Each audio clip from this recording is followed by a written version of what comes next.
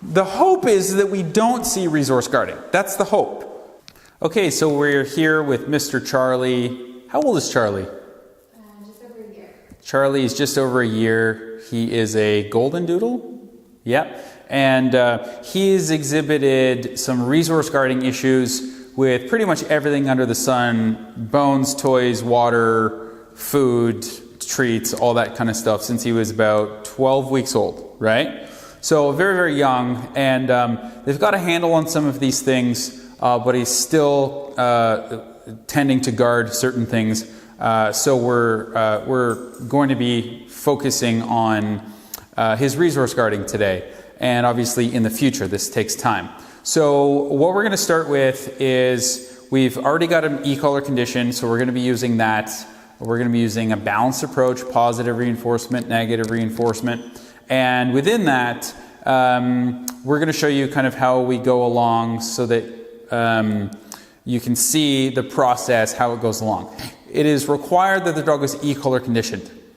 E-collar conditioning is having the dog understand what the stimulation, where it's coming from, among other things, but where the stimulation is coming from. And from there, then we also teach place. So place is a command that I use with every one of my clients that lets the dog know, here, I want you to go over to the bed and stay on the bed until I release you from the bed. So they need to know there's two different things. They should be e-collar conditioned. They should understand to go to the bed and stay on the bed. And then from there, we also want to have the dogs working for their food and those types of things as well. So the first thing that we're going to work on with Charlie is we're going to use a back tie. So essentially what a back tie is, it's just a leash that's anchored to something good and sturdy. A lot of my clients will be using a leash that they'll just back through the handle, and they'll put that specifically on like underneath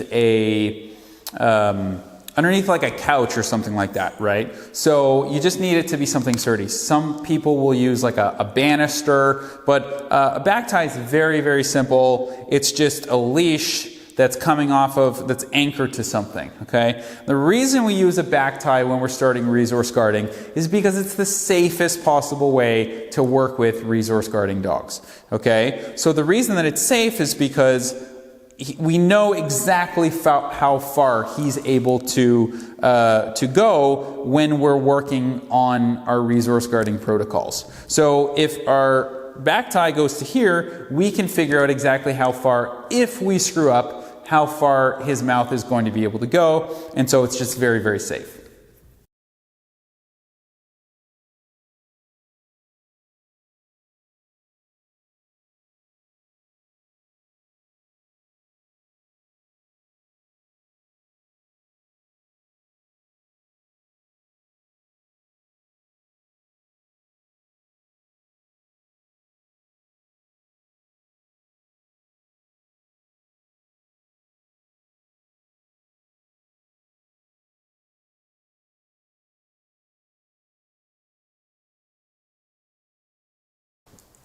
Okay, so now we have our back tie set up, and what we're going to do is we're going to attach a leash and a collar to the dog here, and we're also going to have our leash and a collar here, okay? The reason for this, the reason why this is very important is because we need to have a way to minimize the likelihood that the dog is going to come towards us and bite, and also we don't want them to be able to grab whatever they're trying to procure and run back towards the wall. Because we don't want him guarding the object.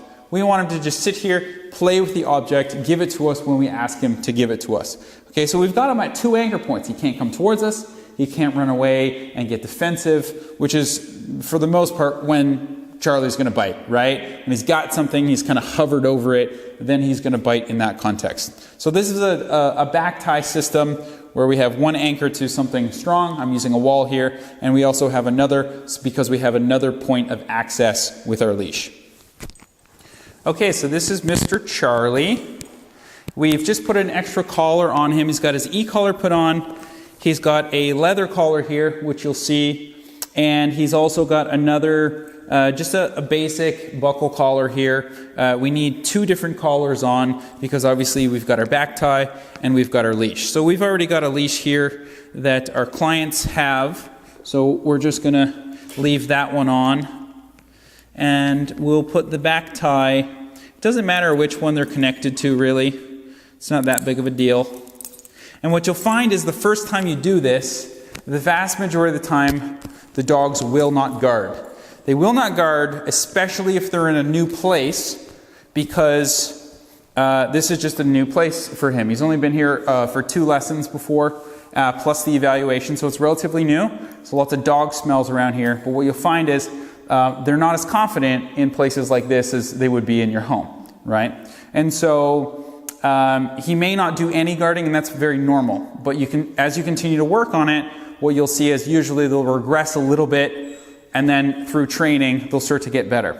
So as you can see, he can't come forward, he can't run backwards, which is ultimately the safest way to go about this. Another thing that oftentimes I'll do is I'll use a leash or a piece of masking tape, for example, and I'll just put it on the ground just so I know what kind of a safe buffer zone I can work within, where my hand can be and whatever. So when you guys do this at home, just keep in mind you want to know where that buffer zone is going to be. You don't want him back there and think, okay, I'm safe over here in case he does try to bite you. Okay? So I'll take the bone here. So this is a bully stick, is it? Yeah? So we've got a bully stick here, thank you. This is something that he obviously is going to be pretty excited on. And sometimes they lose a little bit of interest because they're just in a new environment. But we're going to give this to him. Go ahead, buddy. Good job. There you go. Okay. So now typically what I'll do is I'll just back away from them. I'll give them the option to just start to chew on it. Okay. Now, I'm not within range of him trying to bite me, so you can let him chew on it. There's a couple of different rules when they're chewing on it.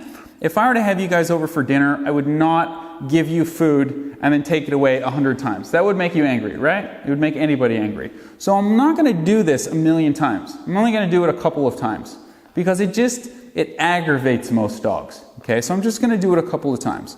Okay, so the next couple of things that we're going to need is, I don't have his remote. Do you have his e-collar remote there?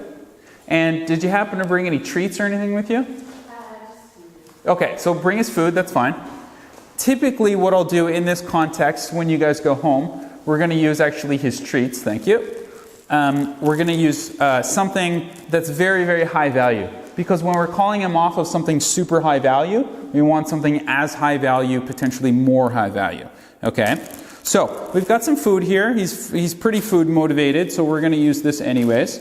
Okay, and now just opening the bag, he's already pretty interested in that. Okay, so we want to let him fool around with it, play around with it for a little bit. We're just going to let him do his thing there and just have a little bit of fun with it. And then we're going to have him release it on command, and then we're going to have him go away from the specific toy or whatever it's going to be. So we'll do this with his ball next, okay? All right, so what command do you use when you want him to drop it? Is it out, leave it, drop it? Drop it. Okay, so we're going to use the command drop it. So what I'm going to do is I'm going to say drop it. I'm going to hold down my continuous button regardless of whether he drops it or not.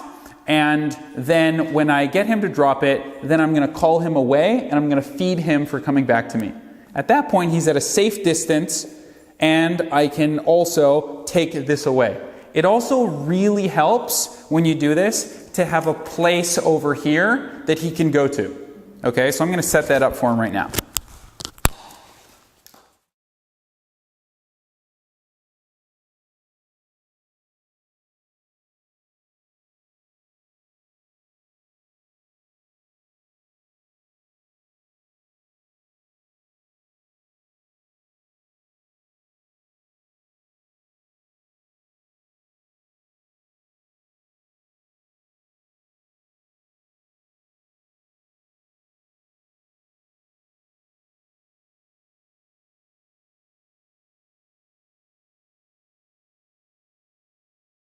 Okay, so we want him to drop it. He's not super intense about it right now. He's playing with it. He's doing his thing. He's having fun with it, but he's not super intense. So that's a good thing. It should make our life a little bit easier as we're making these quick transitions. So I'm going to say drop it. I'm going to start at his normal low working level. You've got him at a 15. We're going to start him. I might even start him a little bit lower there. Maybe I'll start around a 10. I'm just going to say drop it. Hold down the button.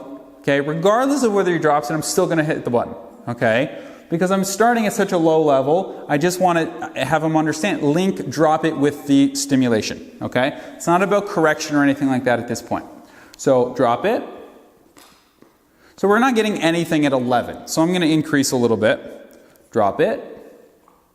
And now I just want to kind of make it a little bit uncomfortable for him to continue to chew on it. Drop it. Until he decides, okay, well, I guess if I just leave it alone, the pressure will stop. Drop it. Not getting anything yet, so I'm going to continue to go up. Drop it.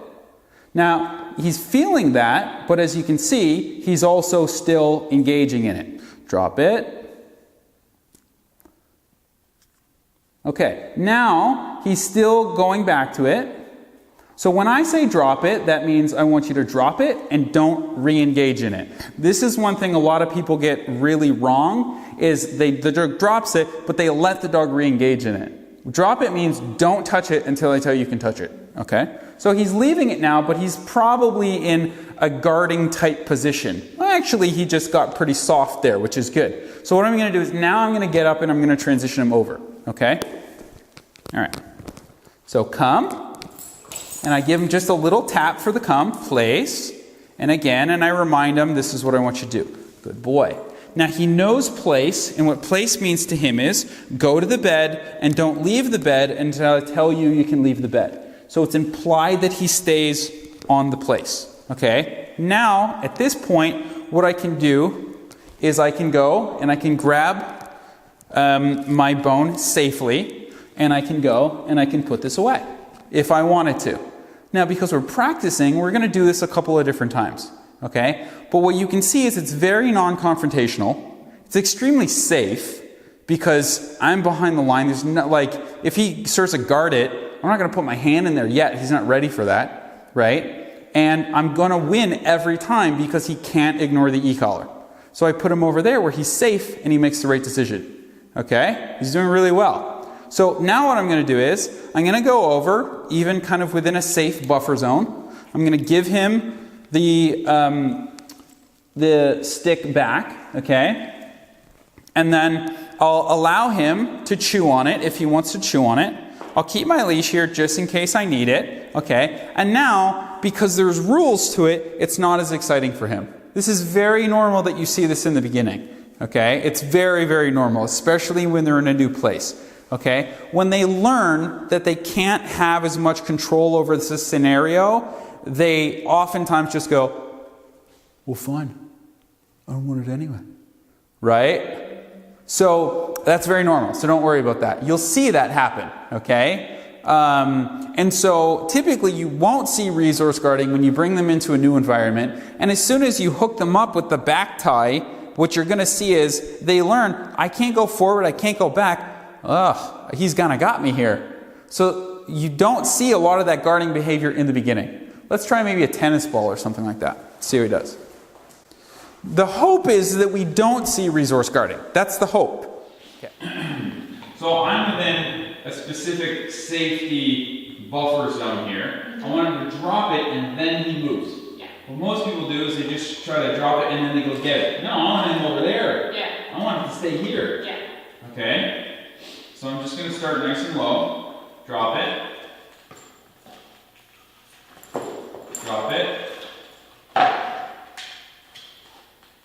So I'm just going to start with the drop it first before I even transition in. So drop it means to not re-engage.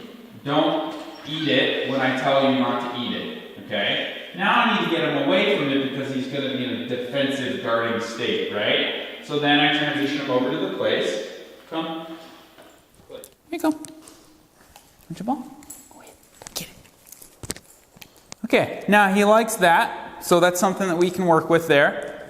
So I'll do the exact same protocol. job. Now, another thing that I'm going to do is I'm going to set myself up for success here. And I'm just going to take this bed. Of course, you guys can use just his normal dog beds at home. It doesn't have to be anything fancy. And then we're going to use this to be able to transition him so that we want him to drop the toy over there and transition over here. Okay? So I'm going to start my exact same process with drop it, holding down my stimulation. Okay?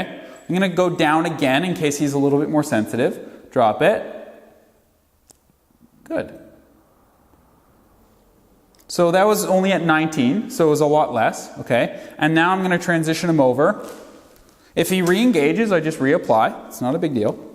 There's no conflict, which is nice. Come. I give him a tap and place. I give him another tap. Sit. Another tap. Good job. There you go. Good boy. Now, I can safely walk over. I can grab 2 items that he would naturally want to guard.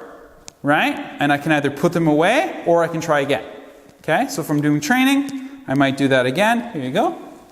Good job. There's your toy.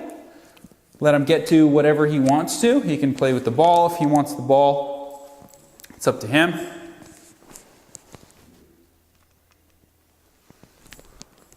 There. You don't want to play with it? No? Okay. And again, this is very normal that it's not on his terms anymore. Right? It's like anything fun in life, you put enough rules in it, it's not as fun anymore. Okay? But the desire will come back there. Okay? All right, so he's doing really, really well with it. So I'll do one more repetition, and then basically we just call that a day. I'll do 1 repetition, and then you guys can also do a repetition, so you guys can just get the hang of it. Okay. All right. So now he's not having it in his mouth. I'm still going to have him drop it and move over. This is one thing that most people do wrong. When the dog has it in their presence, they can very well be guarding and you may not see that he's guarding. Okay? So typically with guarding, you see them crouch over and you do this. But sometimes they're just sitting there, but they're still guarding it. And it's not a good time to go and try to get something from them. Okay?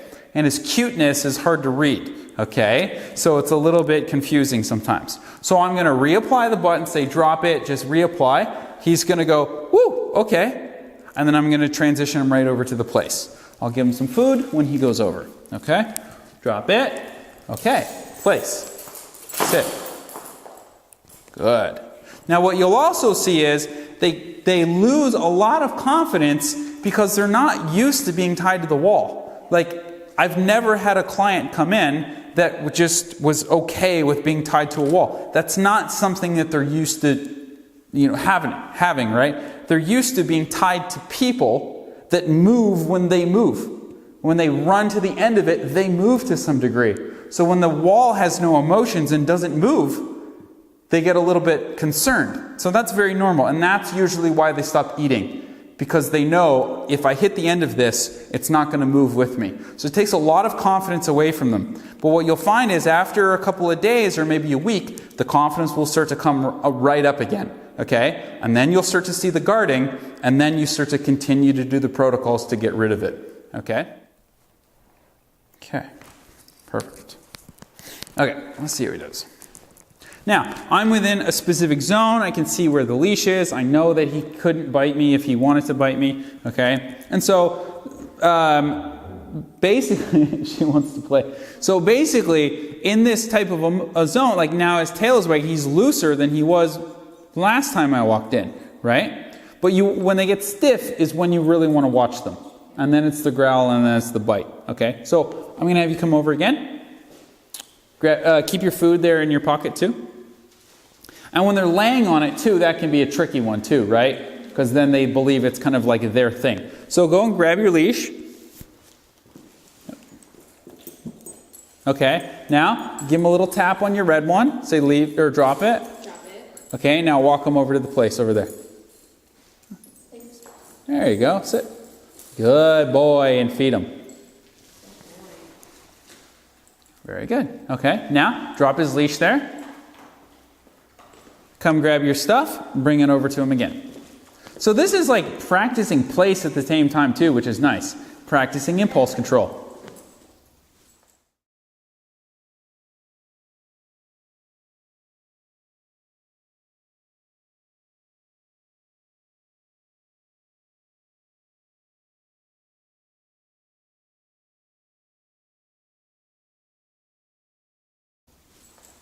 Okay, so now what I'm going to show you is how to transition to make things incrementally more difficult. Okay? So the way that you make things incrementally more difficult is you start to bridge the gap. So you start with your places at angles, and then you're bridging them in, because if I have them over here and I transition them over here, now I'm only going to grab objects that he wants a couple of feet away from him.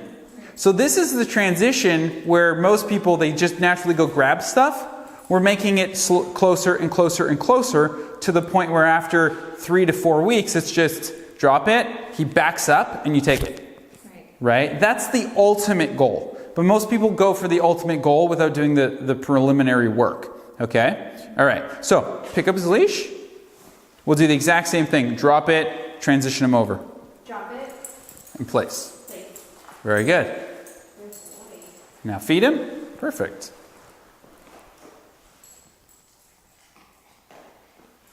Okay. Very good. Now we'll go grab the red ball here. Okay. Grab the other ones. Give them to him. Now you also want to keep in mind at every moment in time, keep in mind what that threshold looks like too, right? Just keep that and stuff. Keep that in mind because, yeah, safety is always the most important thing. Good job. Now at home, he's going to be more intense. He's going to be more excited about this and whatever, right? Which is totally normal and totally fine. Okay? So we're going to do the exact same thing. Actually, why don't you move the place over for me about a foot?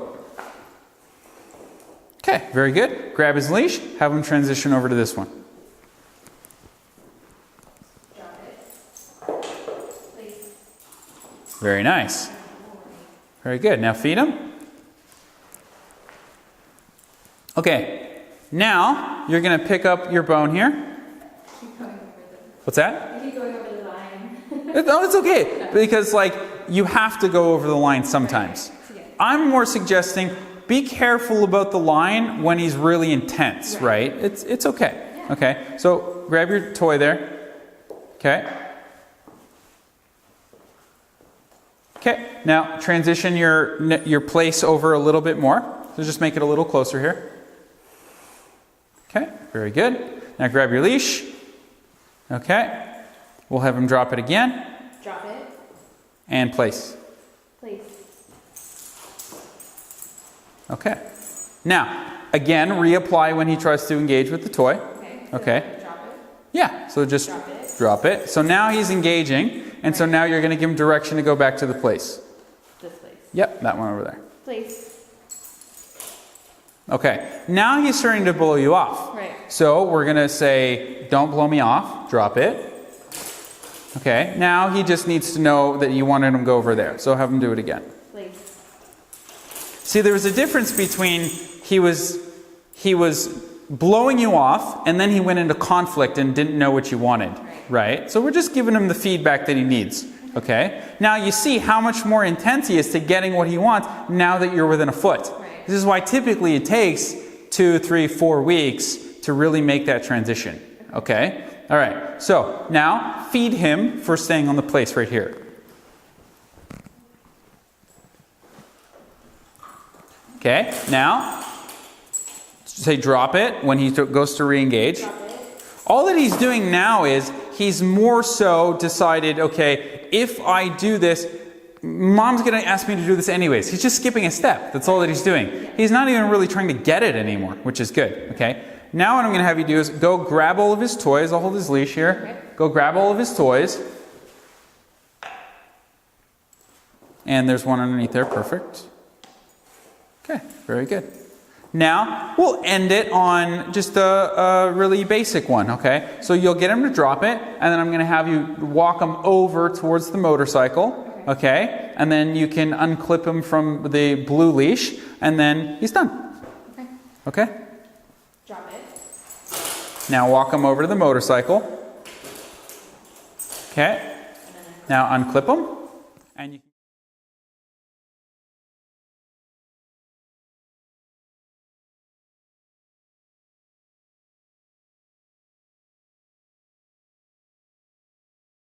So our next transition is going to be teaching him just a shortened view of this, and this is utilized specifically to teach him that when you come in and approach, it's just a different angle on what we initially taught. Okay? Now he's getting a little bit more excited. He wants the toys, he wants to play, he wants to do his thing. So this is good. We want that adrenaline, that dopamine, we want that excitement. Okay? Now, so what we're going to do is you're going to drop his leash. Just tell him, place it. If you need to reiterate, just place, give him a tap. Yeah, good. Okay, go grab his toys. If he breaks the command, we just correct him and have him go back. Okay, go give him his toys. Very good. Now what we're going to do is you're going to come back to where I'm at. And you're going to get him to drop what he has from a distance. So this is a little bit different than the way we were doing it before. Okay? So you're going to tell him,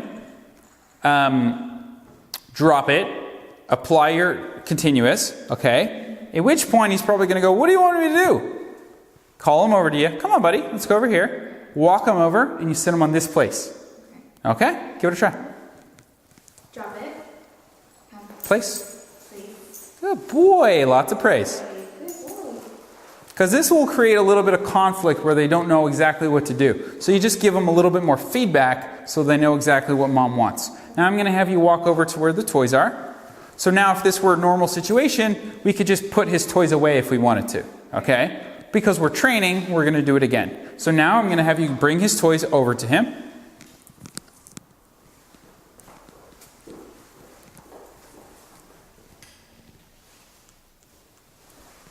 Okay. Good job, buddy. Now, we're going to have him drop it. We'll do the exact same thing, and he goes right back. Drop it. Nice. Okay, now just help him. There you go. Good. He just needs a little bit of help there. That's fine. Okay, now you walk away from him, and you grab the toys. Now, as you're transitioning, you just need some help, so go help him back. Sit. Good boy. You turkey. Okay, just help him with the leash.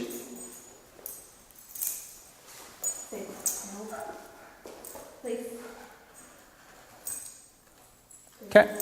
Now, what you're going to do is, now as you're making that transition, the whole goal here is to be able to go closer to him to be able to take the objects from him. So rather than using that pivot point in the last protocol we used, we're just going to increase or decrease the distance between the two beds. Okay? So now you're going to pick up your toys. You're going to move the place into about, say, here. Okay. Very good. Give it over to him. Good job, buddy.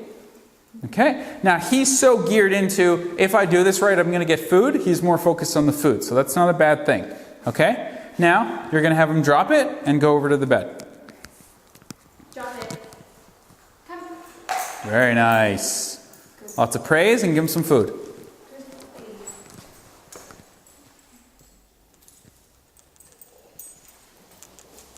Very good. Okay, now grab your toys there. Hold on one sec. Grab all three of them. Yep. We'll bring this in. Okay. When he's done eating, then you can go give it to him again. You could do this with Kongs, you could do this with anything. Okay. Very good. Good job. Okay, we'll do the same thing. Drop it, have him go over. Drop it. Come on. Please. Very good. Good boy. Okay. So our last transition, we're not going to go too crazy with it. It's okay, just have him go back. We're not going to go too crazy with it. Please. Because this would be something you'd want to do over time, right? So the next one is going to be, now we bring the toys over to him again. Good job, buddy. Okay. And then we do one more repetition and he goes back. Drop it. Drop it.